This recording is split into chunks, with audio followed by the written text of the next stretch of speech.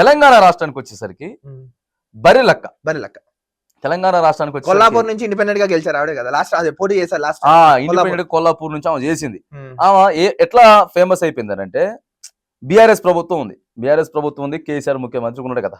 కేసీఆర్ ముఖ్యమంత్రి ఉన్నప్పుడు ఉద్యోగ నోటిఫికేషన్ రావట్లేదని చెప్పి నేను చదువుకున్నా, అయినా ఉద్యోగ నోటిఫికేషన్ రాకపోతే నేను గేదెల్ని కాసుకుంటున్నా, ఆవుల్ని కాసుకుంటానని చెప్పి ఒక వీడియో, ఒక రీల్ తో ఫేమస్ అయిపోయింది ఆవిడ. అవును, ఒక రీల్ తో ఫేమస్ అయిపోయి ఇక నిరుద్యోగుల దగ్గర నుంచి కూడా నువ్వు కర్ణే శిరీష ఆవిడే కదా, ఆమె శిరీష.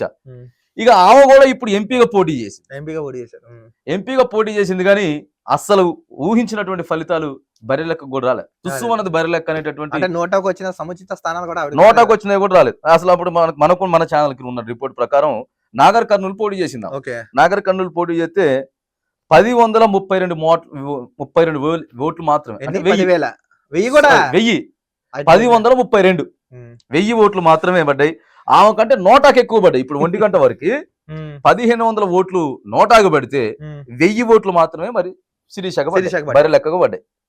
మరి గతంలో పోటీ చేసినప్పుడు ఆమె ఎమ్మెల్యేగా 5000 నుంచి 6000 మెజారిటీ వచ్చింది, అంటే కొంచెం స్థానాలు వచ్చాయి, కొద్దిగా ఎక్కువ వచ్చినాయి. అసలు పార్లమెంట్ సగం పడిపోయి ఎంపీ అంటే దాదాపుగా 7-8 అసెంబ్లీ నియోజకవర్గాలు ఆల్మోస్ట్ ఒక 10 లక్షల మంది ఓట్లు వేస్తారు, 10 నుంచి 15 లక్షల మంది ఓట్లేస్తారు. అంటే ఒక్కొక్క నియోజకవర్గానికి 2 లక్షల మంది వేసుకున్నారు, 14 లేదా 16 మంది.